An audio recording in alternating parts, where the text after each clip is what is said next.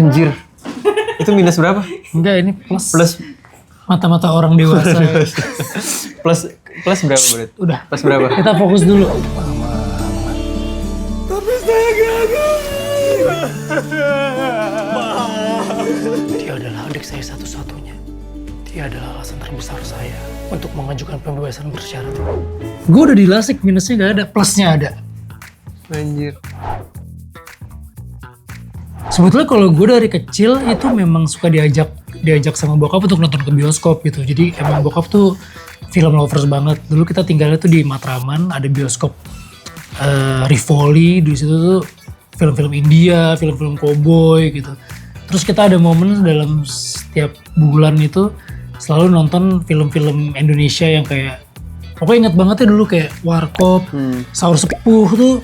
Saur Sepuh tuh dulu keren banget. Yeah. Itu ngalahin Avengers. Dari situ tuh sebetulnya memang udah seneng banget nonton film. Tapi bener-bener yang pengen banget bikin, pengen seru kayaknya kalau misalnya bisa main film. Tuh $6 Million Man kalau tahu nggak $6 Million Man? Tahu. Bisa dibilang tuh salah satu kayak superhero gitu kan. Alasannya pengen main film pada saat itu ya karena pengen jadi sehebat dia sih. Belum berpikiran bisa acting, bisa ini, bisa itu, enggak sih. Itu pertama kali, main film. Tapi pengennya kayak dia gitu. Kalau sebenarnya gue lahir dan besar di Lombok. Nah, Lombok itu kalau spesifik bahas film di bioskop, baru ada bioskop di tahun 2016.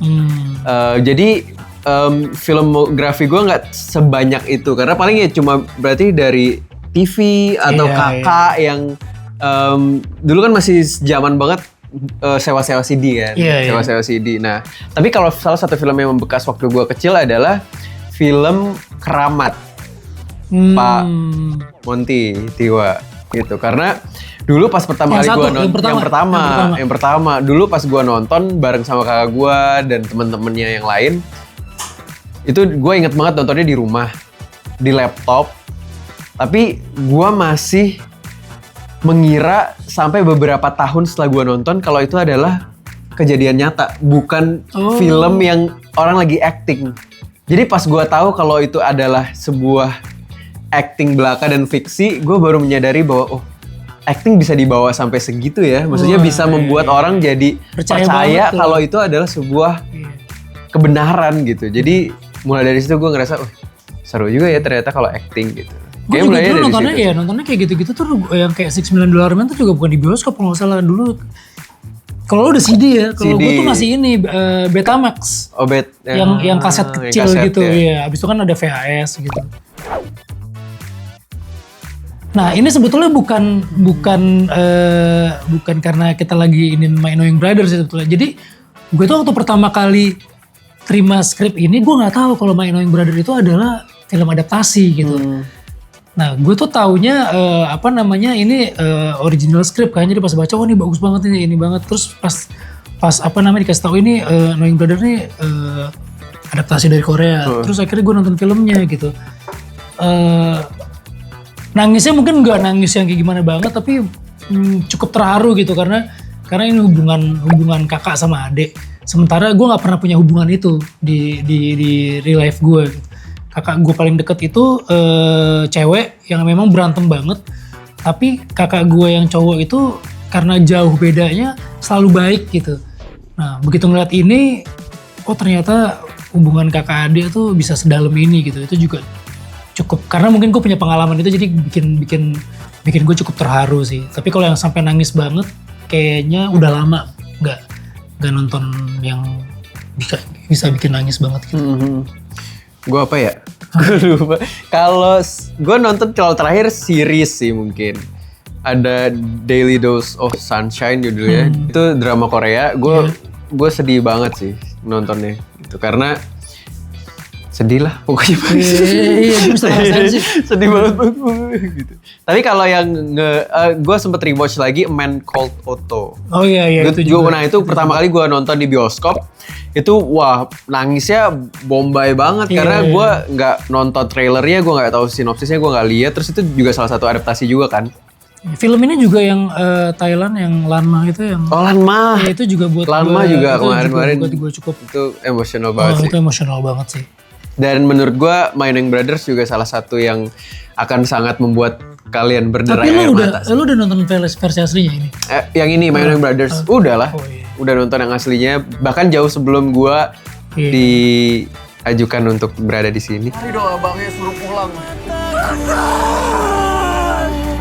Ngapain aja bawa kesini? Bokot! Kamu pasti bisa. Wah, Nggak inget lagi. Nggak inget lagi. gue ini tuh apa? Evita, Apa tuh Evita? Evita Peron, yang main tuh Madonna. Madonna kan kalau nggak salah Madonna deh. Gue SMP deh pokoknya. Jadi salah pilih film ya. Begitu pas datang itu filmnya tentang perjuangan politik dari Argentina ya kalau nggak salah, orang Argentina gitu. Jadi filmnya tuh film musikal. Jadi dia nyanyi gitu yang Don't Cry For Me Argentina. Iya kan kayak gitu kan. Nah itu pertama kali gue ke bioskop, misalnya ngedate dulu tuh kayaknya kalau nggak salah film itu tuh, Evita. Planet Hollywood, gue inget banget tuh. Ini kesannya gue nggak kesannya sih. Maksudnya gue emang suka film Korea aja sih. Ini film Korea lagi. Makanya lo dia ajukan. Bener. Tapi gue lupa apakah itu bener judulnya atau enggak. Pokoknya kayak The Last Princess atau apa gitu. Pokoknya gue nonton tapi di laptop waktu itu. Tapi zaman pandemi, tau nggak? Yang tapi nontonnya via Zoom gitu bareng. Enggak, bukan bajakan, tapi maksudnya di OTT. Tapi nontonnya Oh, emang bisa ya share gitu ya? Gue baru tahu tuh. Romantis juga bisa ya? share screen gitu. Iya. Karena lagi pandemi nggak Lagi bisa pandemi ketemu. waktu itu. Iya. Jadi itu ngedate tapi nggak bareng gitu. Ya? Iya, cuma bisa merasakan experience-nya bersama gitu konsepnya. Iya, kalau aku sih keramat itu sih berarti sampai sekarang. Membekasnya lama banget tuh di gue. Sebetulnya ini bukan film yang bener-bener terserem banget, tapi momen ini tuh bikin serem banget. Dulu film Jalangkung yang pertama itu cuman dipasang di bioskop itu terbatas. Nah, jadi film itu tuh cukup fenomenal banget pada waktu itu. Gue nonton di Pondok Indah kalau nggak salah. Dan sebenarnya kalau secara film tuh nggak serem-serem banget. Tapi karena apa itu viral dan semua orang ngomongin itu, terus dari film itu banyak orang ngomong, gue abis nonton itu gue ngeliat ini, itu jadi momen paling serem sih. Kalau ditonton sekarang sih itu nggak serem gitu. Karena di bioskop tuh orang masuk pada saat itu udah kayak tegang banget gitu, kayak mau masuk kayak masuk rumah hantu gitu. Dan kayaknya itu salah satu momen Indonesia gitu punya film horor pertama kali yang orang tuh antusias banget nonton, tapi udah membawa kesereman tuh dari sebelum masuk ke studio gitu. Jadi kayak ada orang udah siap-siap bawa hoodie, bawa apa gitu, itu jadi kayak buat gue jadi kayak momen yang fenomenal tuh waktu pertama kali Jalangkung keluar. Kalau film Indonesia kenapa jadi susah ya? Padahal sebetulnya banyak banget. Pokoknya film-filmnya Kak Vino sih.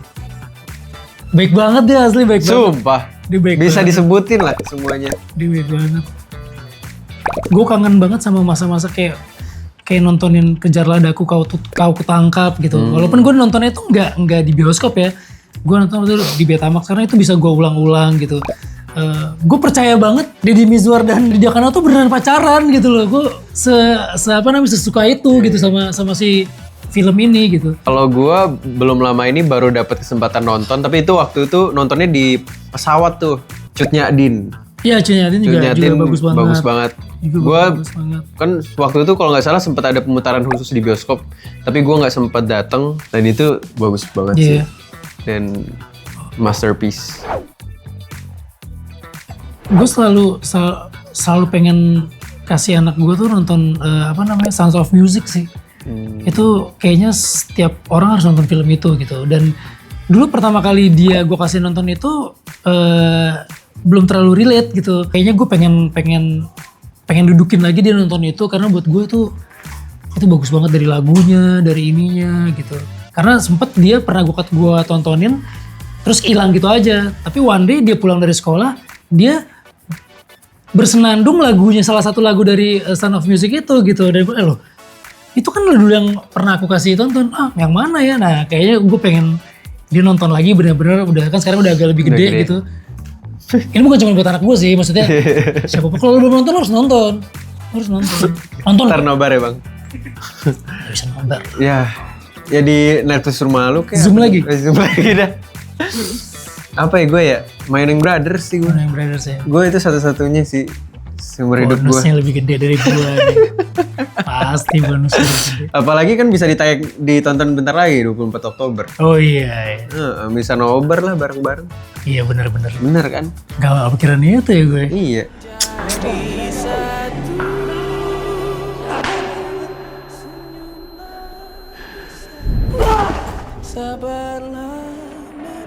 Lo janji ya?